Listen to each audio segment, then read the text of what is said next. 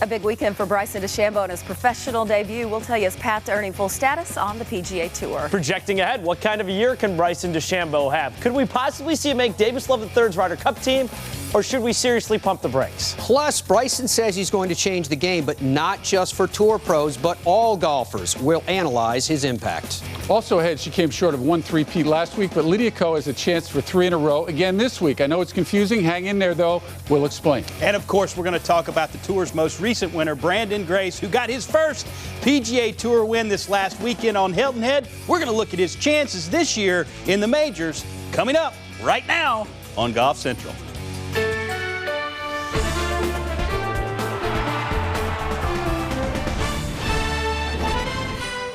Golf Central, brought to you by Titleist. A quick look at the top storylines for the week ahead. The PGA Tour returns to the Lone Star State for the Valero Texas Open. A couple players in the field to keep your eyes on. How about a veteran and a rookie, Phil Mickelson and Bryson DeChambeau? While Lydia Ko has the eyes of the women's game squarely on her, already a 2-time winner this season, including the ANA Inspiration, the year's first major. She's looking to win the Swinging Skirts LPGA Classic for the 3rd straight year. And Masters champion Danny Willett has decided to take up PGA Tour membership. The major champion has a 5-year exemption through 2021. And with that, we say hello. Welcome to Golf Central. Lisa Cornwell, George Savarikas. What a couple weeks it's been for Bryson DeChambeau. Low AM honors at the Masters, then a top 5 showing on his professional debut. And thanks to that top 10 finish, Bryson doesn't have to use his sponsor's exemption to tee it up in this week's Valero Texas Open. So here's DeChambeau's path to special temporary PGA Tour membership. He has 9 more starts as a non-member to earn 361 FedEx Cup points. Right now, he has 123. He can also earn membership for next season by finishing in the top 125 in the regular season FedEx Cup points or PGA Tour money list. If he doesn't qualify, he can play for a card in the Web.com Tour Finals. DeChambeau clearly off to a great start as a pro. I think it's more about winning championships and doing my absolute best out there in each and every shot. And if I can accomplish that, that's all that matters. And whether it gives me my card, great. Whether it doesn't, great. I'm not worried about that. I'm just going to try and do my absolute best out there. What's the biggest thing you take away from this week?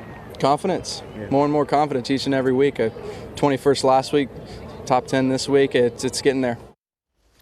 So glad we could talk Trip Eisenhower into showing up on a Monday this time. Bryson just said that he's taken away confidence from the week. What are your biggest takeaways from his performance? You know, a lot of good things, way more good than bad. But if you look at Bryson and how he played this week, the iron game was perfect. I mean, well, not perfect. It was better than I thought it would be. The driver, okay. The chipping was fabulous. He was 3rd in gaining strokes with his short game. The putter, well, that definitely needs some work. In fact, inside of 15 feet, he missed 17 putts inside of 15 feet. Compare that to the champion Branden Grace, who only missed 9. So he was not red hot on the greens, but a fantastic debut for Bryson DeChambeau in a lot of different ways. And if we look at how he stacks up against some other superstars in the game in their debut, well, let's go back to Phil Mickelson, 1992 U.S. Open.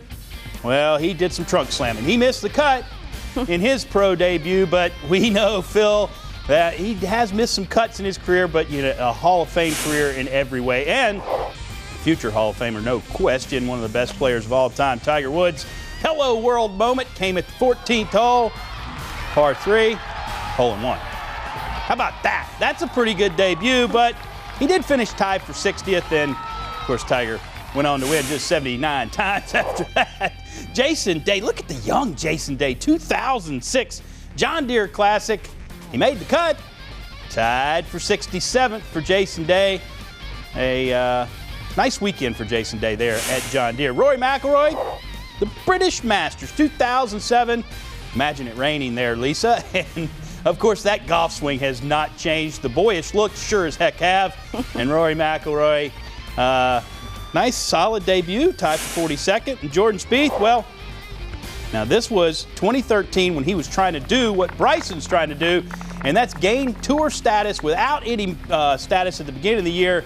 And he was the first player since Tiger Woods to start the year with no status and end up at the Tour Championship. And finally, Bryson DeChambeau. Nice debut for Bryson DeChambeau. Sporting the tartan cap. I liked that on Saturday. That was really a nice touch.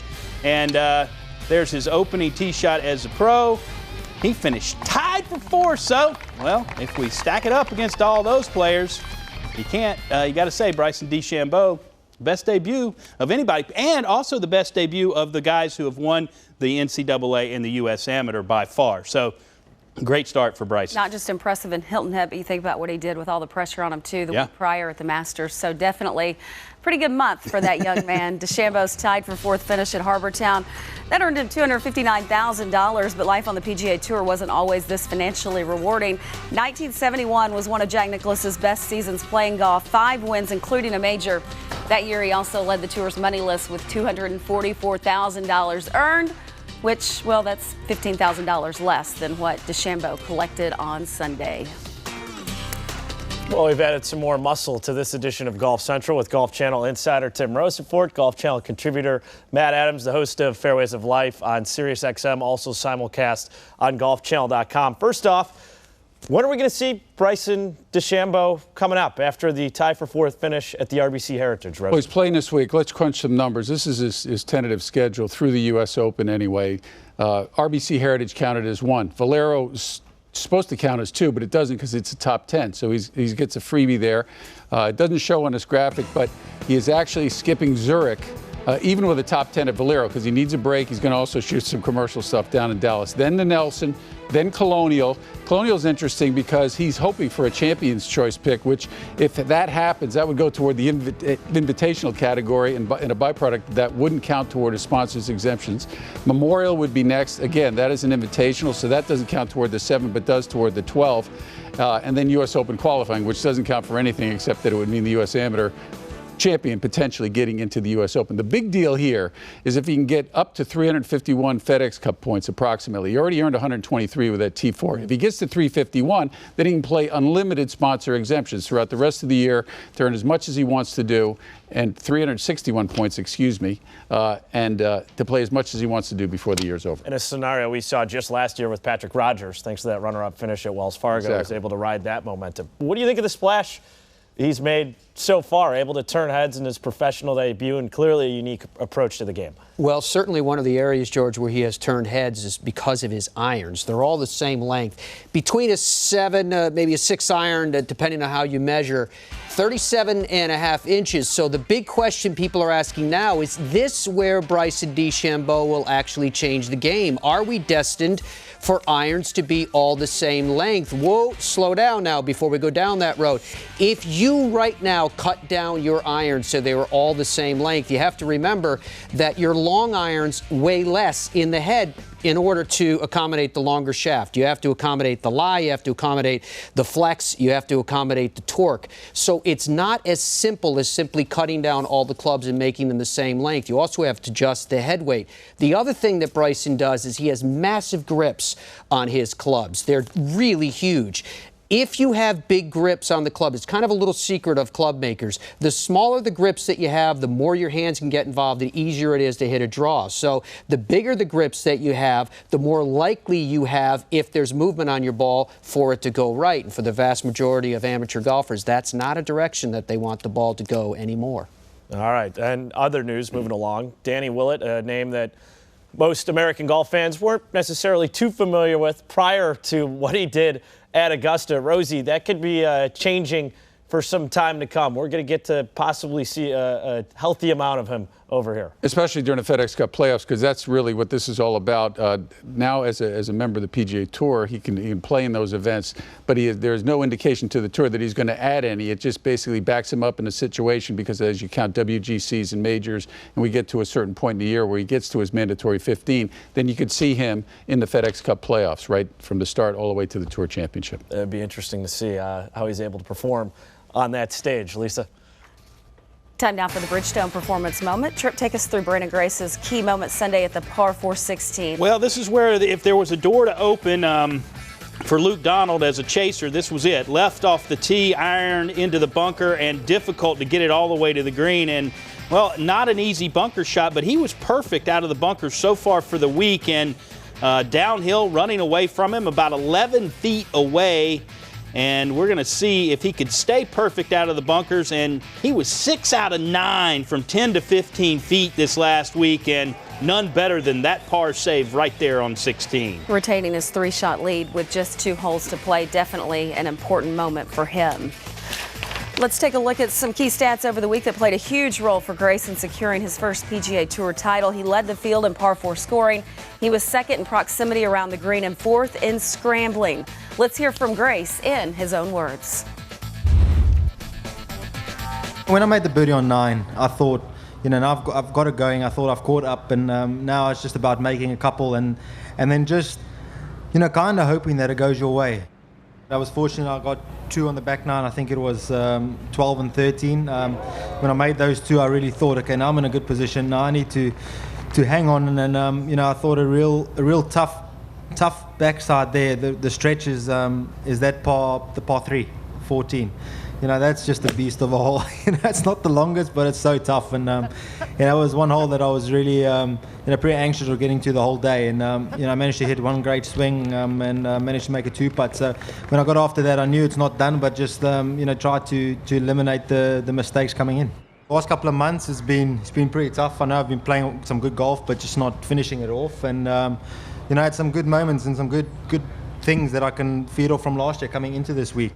Last year, this was really the turning point. I got my first top 10, and then I just rode the wave from there on in. And hopefully I can do the same. And now getting that first victory, I can really settle down a bit, forget about the just keeping the card and that type of stuff. And I'm sorted for a couple of years, which is nice. And I can really just tick this one off the box and head into maybe the next couple of majors and trying to win it, knowing that I have won out here now before, and now I can do it again. Branden Grace rewarded his fans with a victory from Group 1 in the RBC Heritage and Golf Channel's Fantasy Golf League. This week, you have a shot at winning great prizes and ultimate bragging rights by completing your match play bracket at golfchannel.com/fantasy. After a 112-year absence, golf makes its return to the Olympics later this summer in Rio de Janeiro. So with that in mind, Branden Grace certainly helped his chances of making it to the Summer Games thanks to his final round 66 at the RBC Heritage. His first career PGA Tour victory at Harbour Town. The South African also received the tartan jacket to add to his wardrobe, along with a bump in his world golf ranking. With qualifying concluded today, here are the guys who would represent South Africa. Branden Grace and Louis Oosthuizen are among the top 15 in the world, so they would automatically qualify to play in this event at this time. Noticeably absent at the moment, Charles Schwartzel, a winner at the Valspar in March, currently outside the top 15. This would be the fearsome foursome comprising the United States team for the Olympics. Remember, Jordan Spieth, Bubba Watson, Ricky Fowler, and Dustin Johnson will be playing in a 72-hole individual stroke play event with medals awarded for gold, silver, and bronze, and a 3-hole playoff determining any tiebreakers. Lisa? To the LPGA Tour we go. Final round of the Lotte Championship in Hawaii. Minjee Lee at the par 5 13th from just short of the green, and how about that, dropping it in for eagle? That would move her to -13. Lee now at the par 4 18th. This putt to win it, and she does. Taps it in for par to fire a bogey-free 64 and a one-shot victory. With the win, Lee becomes the 5th player in LPGA Tour history to capture multiple victories before turning 20 years old. Let's take a look at some of the others. Lexi Thompson and Lydia Ko, they're the only other modern-day players to have done it, both in 2013. Marlene Hege was the first all the way back in 1952. Lee is all but locked up her spot in the Olympics this summer. If qualifying ended today, it would be the 19-year-old and the veteran Kari Webb representing Australia. 43 wins between them, impressively 41 for the Hall of Famer. And for the U.S. women right now, only 2 players would qualify, Lexi Thompson and Stacey Lewis. Christy Kerr is just on the outside looking in at number 16 in the rankings. Remember, a country can have a maximum of 4 players representing it as long as those players reside inside the top 15 in the world. Well, we're just getting going here tonight. Can Lydia Ko make it 3 for the money in the Bay Area? Our experts discuss what's made the 2-time champ at Lake Merced so dominant. Plus, is there any chance Bryson DeChambeau could play his way into Ryder Cup consideration? We'll break it down. Now, how did Lee McCoy's Georgia Bulldogs finish in the SEC Conference Championship? All the conference scores ahead on Golf Central. Golf Central is brought to you by Titleist, the #1 ball at the RBC Heritage. Titleist, the #1 ball in golf. Shipsticks, the largest golf bag shipping company in the world, simplifying the way you travel.